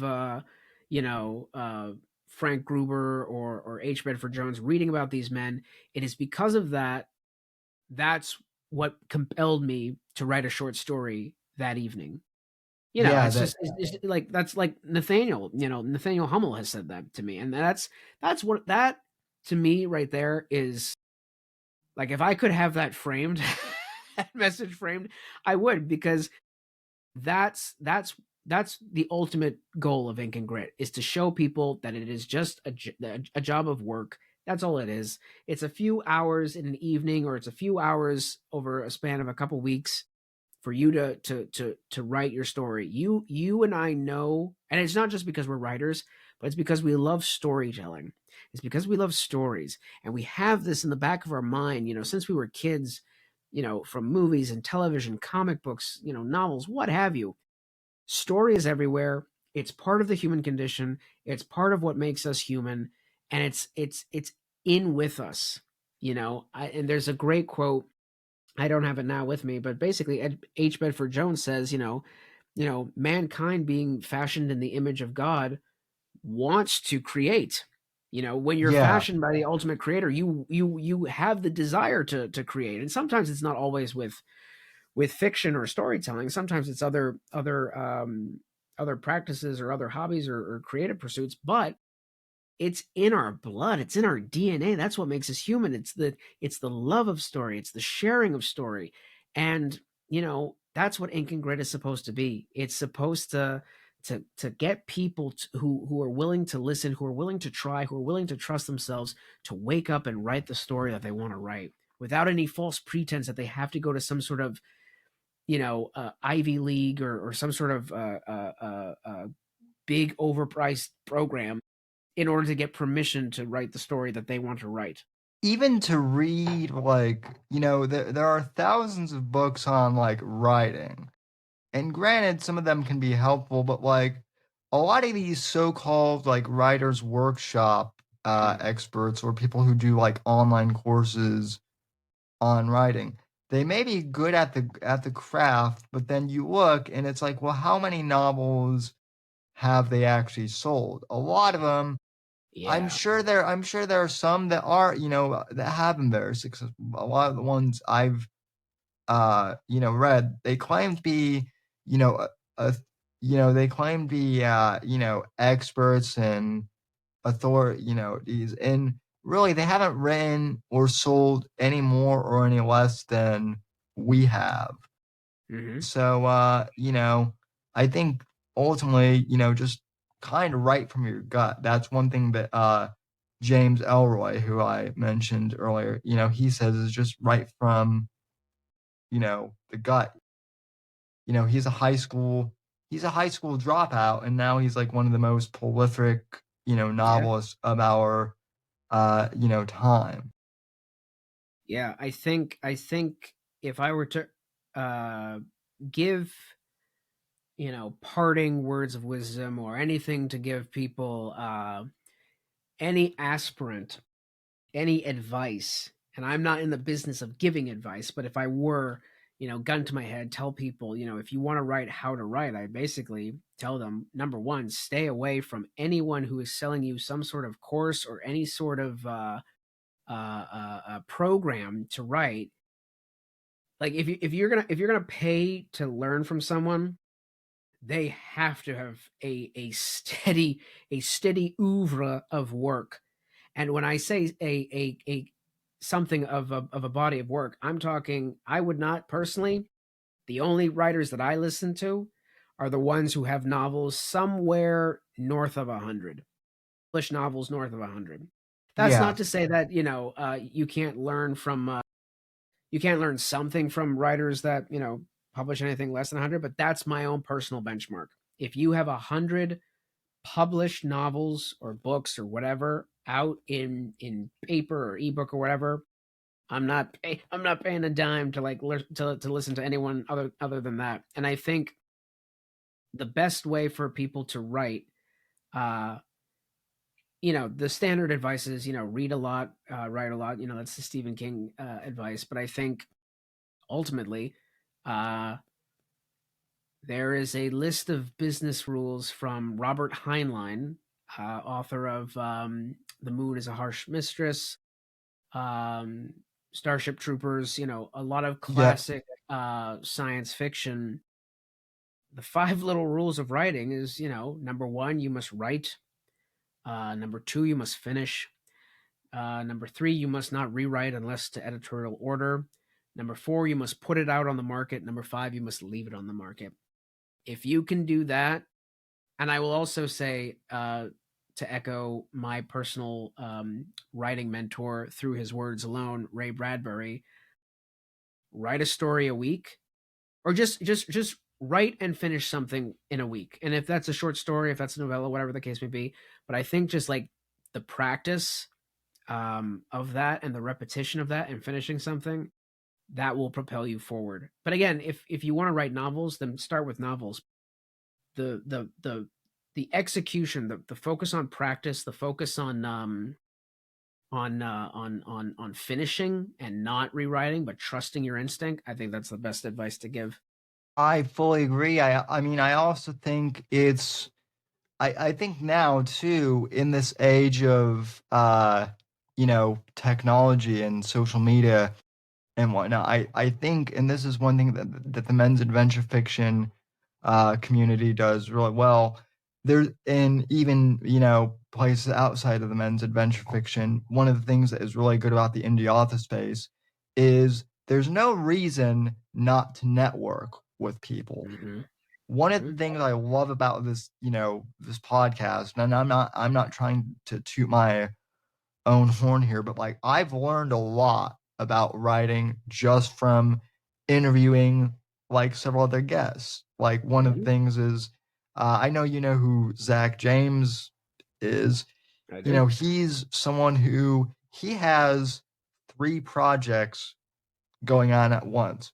He doesn't Mm-hmm. write them all at once, but he has said to me on this very show that he has multiple projects because he gets bored very Yes. easily. Well, guess what? So do I. Yep.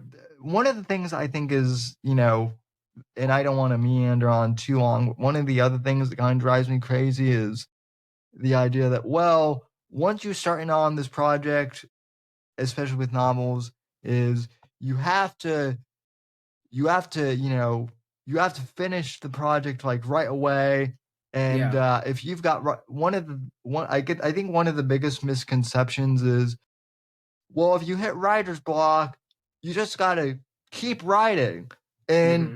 somehow push past it. And even if you're not sure how, just write the same sentence over and over again. And Yeah, yeah, it's yeah, like, well, yeah. that's, if you're hitting a wall, you can't get over the wall just by, just by pushing through it. Sometimes it's good to take a step back. Yeah. Some of my best moments have been like, you know, I'll take a break from one thing, write another thing, and then all of a sudden I'll get inspiration for the other thing that I was having trouble with, and then I'll go Right. back and write it. So just things like that, I think, have been very helpful. So Yeah. Yeah. No, that's definitely something that I think a lot of people can sympathize with, and I'm no exception. Very much to you and Zach. Like I get bored very easily, which is why short stories again are just like my preferred medium, because I can bang out a short story of, sometimes between 1,000 words and 3,000 words in an evening, or sometimes if I have an itch that I need to scratch, I'll write a micro story of 100 words. Like yeah. try to write something in 100 words, and sometimes that satisfies the need. Something that I do, and this is kind of a tactic that I personally use if I am stuck in a manuscript. I had mentioned before that sometimes, the beginnings are sometimes the hardest part for me, because it's just the warm up phase, and I'm just like, I've got my character, I've got my setting, I'm building out Right. that world slowly, and sometimes I'll, once I hit my stride, I hit it. But then sometimes, especially if there's like a change in scene or an introduction to a new element, I start to lose steam. So what I've done that has been helpful is that I will just literally write whatever I think should happen, and more often than not, I kind of meander. I may type that, like an offhand thing, like I don't know, he went to get gas at the gas station. Something boring, something mundane, and I'm just like putting everything on paper, and then suddenly I get back into the swing of things, like, oh, I know where I'm going. And then what I'll do is that everything that happened before, I delete. I don't even think twice about it. That's another thing that when you're writing short form as well, I don't believe that every word is precious. I'm an economical writer. I think every word should serve the purpose of story. But if it's one of those kind of like meandering techniques that I'm doing, where I'm just like, he's off in the distance in this kind of side quest, um and then I'm like, ooh, now I know where I'm going, and then I get back to the main event. If what I've just spent, 15 minutes, 30 minutes, an hour, whatever, does not serve the story, I wipe it clean like it never happened. Yeah, it what in kind of to your point, one of the things I've done with like, my note with my novella series for Shadows of Deception is, like I said, the stories interconnect with each other. If you read if you read all of the novellas together, yes, you're going to actually get like a full and complete novel. But what I sometimes do is I'll finish one novella. I'll just sometimes know when that specific story is done, even if it ends on a cliffhanger. I'll be just like, okay, this story is done, and then I'll just let the next story like start to kind of uh you know matriculate in my brain, and then I'll write the next one. That's Right. why I sometimes publish like 3 novellas a year at this Yeah. point. Yeah, So no, I think it's a good tactic. Like I said, I get bored very easily, so like that's just one tactic. But yeah, I sometimes will start a whole new story altogether just to like get words out of me, or get, whatever uh story I need to get on the page. The worst is when you're in the middle of writing something and then a whole new idea pops up, and then you're like, well, oh, yeah. I'm more excited about that idea than I am with this one. Yeah, well, the other thing too is like the other thing that's kind of been surprising is like I'll introduce side characters, right, in my story, and then oftentimes like in the case of Night of the Vigilante, uh, people were more interested in my side character than they were Yeah. for the main character. So I actually, for the fans of Shadows of Deception, and Jake Widmer being one of them, I actually wrote, Night of the Vigilante as a, as a spin-off, not expecting it to really, go anywhere. And, everyone's like, this is the best thing that you've done. And I think that's the other thing is, once the audience know, I don't write generally for the audience. I write for myself, but your reading audience, especially in the indie, genre, once they kind of know, they'll know what they want. They'll know what they want. Right. So, Right. Yeah. No, that's true. Yeah, I think it's important for every writer to write for himself or herself. I think that's how you, because what I've noticed with writing, and my career as a writer has been very, very short by comparison for most of the same. most of the people that I idolize and want to emulate. But it's like, again, my favorite writer, Harlan Ellison, said, "The trick is not becoming a writer. Anyone can become a writer. The trick is staying a writer." And I think that's true. I think it can be a slog. It can be very lonely. It can be, frustrating. It can be exciting. It can be a whole well of emotions. But I think ultimately, if you want to stay in this game, and it is a game, writing is not, to me anyway, it's not one that you should take yourself too seriously on. Uh, Especially if you're a pulp writer, because the business of a pulp writer is to entertain readers, you being your first reader. So hopefully you write to entertain Yeah, yourself. But I think if you really want to stay in this business, if you want to stay in this game, you gotta write what you want to read. You gotta write what pleases you, what tickles your fancy. it's a very delicate balance, right? Because I mean, you're right. It is a game, but also, and I mean, a lot of video game players will hopefully, gamers will appreciate this analogy. Even though it's fun, there is a discipline to Yes. it somewhat. Hmm. Uh, like there are some days where where I don't necessarily want to write, Hmm. but I'll write anyway because, it's just part of my routine. It's something I Right. do. Right. And some days nothing comes out, but I've at least outlined Hmm. something, or sometimes I'll just spend like a day, revising Hmm. something. And it doesn't feel like I've gotten anything done, Yeah. but at the end of the day, like I actually still have accomplished something. Yeah, for sure. I think the discipline is absolutely imperative to it. And I just think from the standpoint of coming back to writing, there will always be days where it's the same with like working out, or it's the same of like doing any sort of thing that requires consistency and discipline. There are going to be days. It's the days that you don't want to return, the days you don't want to go back to doing it. Those are the challenge. When inspiration strikes, that's wonderful. Everything seems easy and straightforward. But on the days that, it's like, being a dad, like sometimes my son will not go to sleep until, well after his bedtime, or sometimes he'll wake up in the middle of the night. So I'll be like, oh, I'm going to wake up at 4 a.m. I'm going to, go to my study, going to grab my coffee ready. It's going to be great and pristine. And then suddenly at 2:30 or 1 a.m. he starts crying and he gets sick and all other stuff. And then I realize, oh crap, it's like 4:30 a.m. and like, he's still like, needs to be cared for or whatever. Those days happen. On Yeah. another note, you could have like, oh, I'm going to come home from work, I'm going to do this and that, and then something, you get stuck in traffic, or there's an accident on a highway, or you miss your bus. Life happens.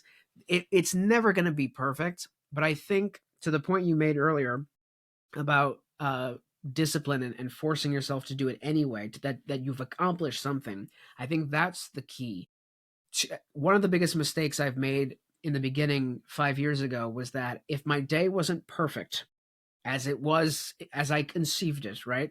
If I didn't if I said I was going to write for an hour or an hour and a half and I didn't get my hour and a half and I only wrote for 15 minutes, to me at the time it was a failure.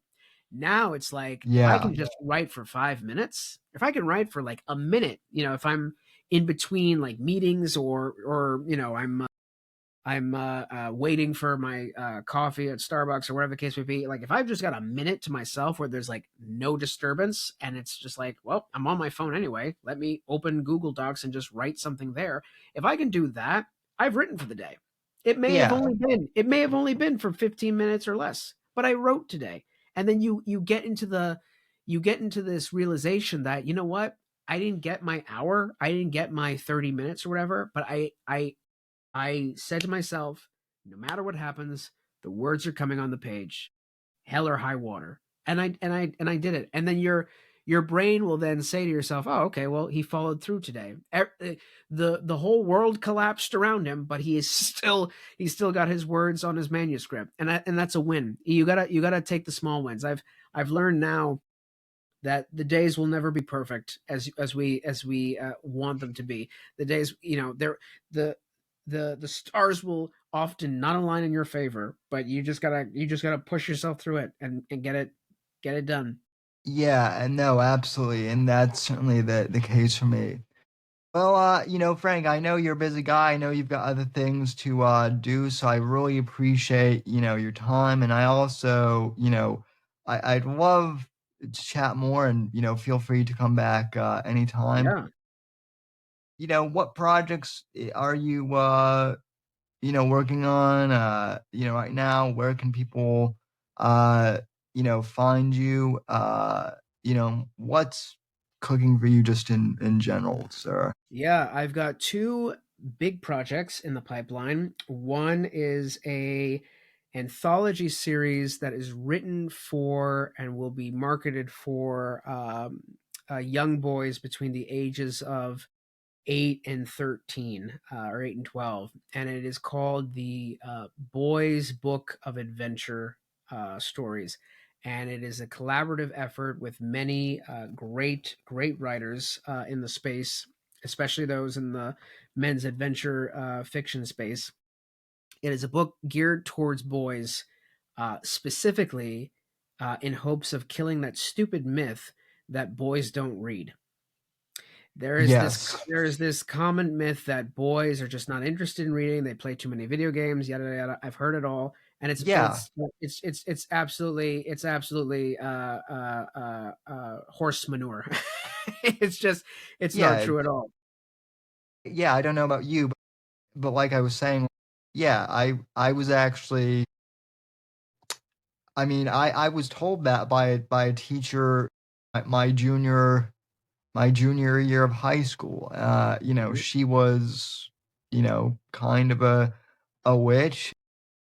Like I also had like a great, English teacher my senior year to offset things. So, don't get me wrong, there are plenty of great teachers, but yeah, I mean, I think, you and I both probably, face like the whole myth of, oh, well, boys don't read. And again, I mean, I think that goes back to the whole thing of, I think the reason why boys might not read, at least from my experience, is again, the idea of like, you see like a 500-page novel or like a Game of Thrones that is like, gargantuan.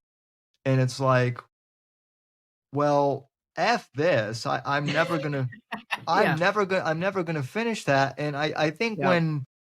I think especially guys, when they see books that are like so long and that's all I see Mhm. in bookstores, Yeah. I think they're like, well, I'm never gonna finish any of these. Yeah. So why even bother? Yeah. And that was the That.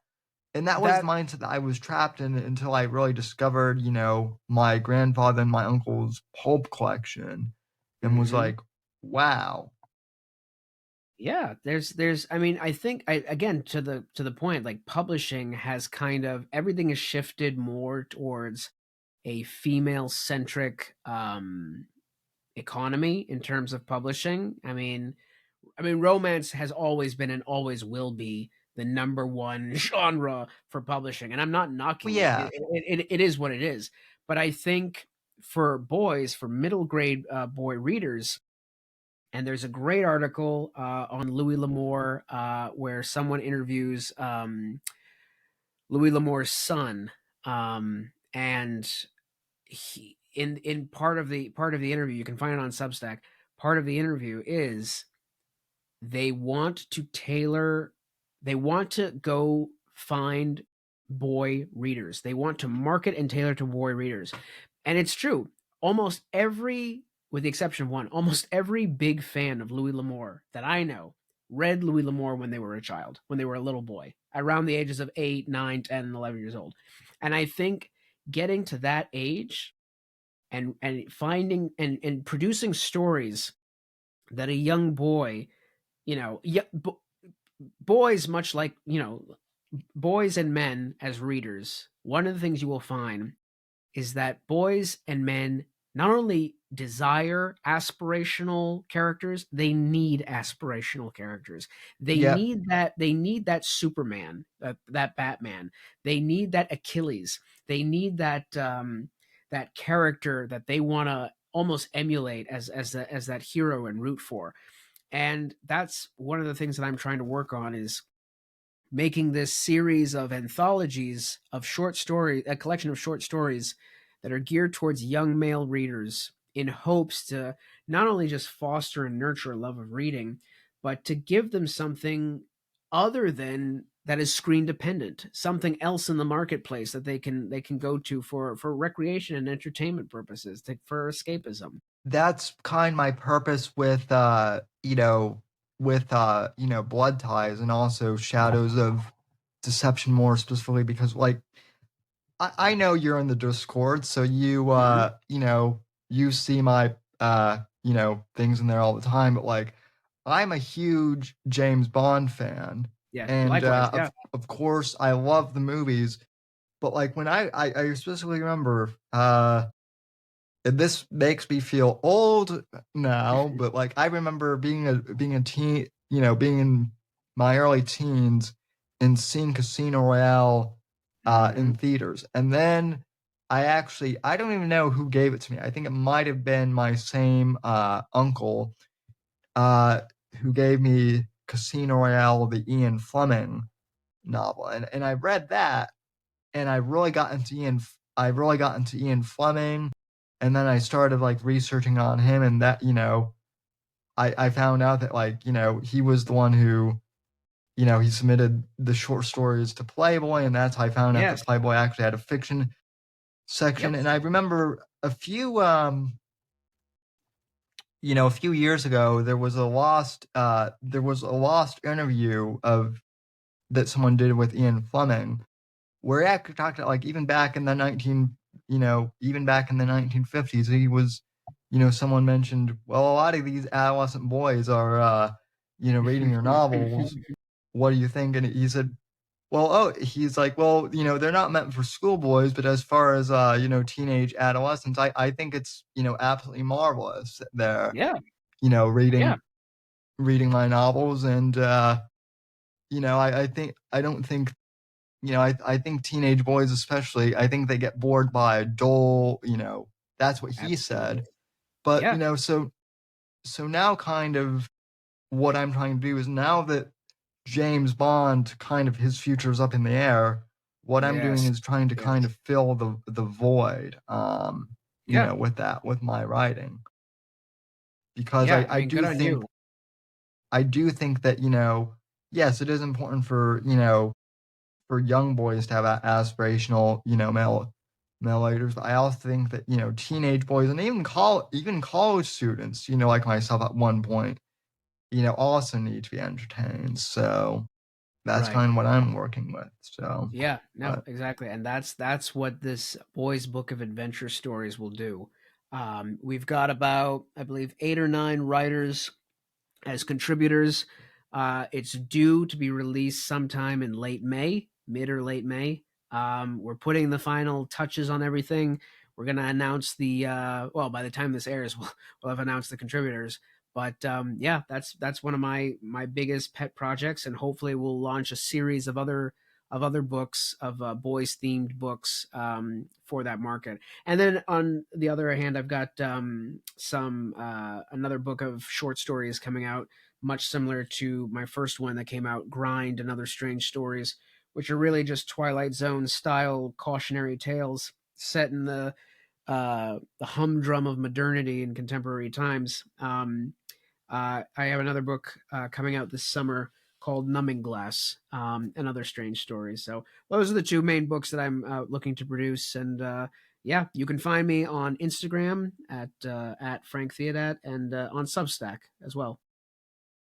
Well, Frank, I really appreciate talking to you. And also, like, dude, if you ever want to come on and, promote anything, just let me know. I'd Yeah. love to chat with you more. I'd love to, contribute to anything myself if you're interested in having me. And Oh, for sure. like I said, I'm not saying this just to, because I'm a fan, but I really do think that you're, an expert on, pulp, and I really appreciate your dedication to, helping people learn more about the pulp genre, and more importantly, the pulp revival. So really appreciate everything, and, I wish you the best of luck. So.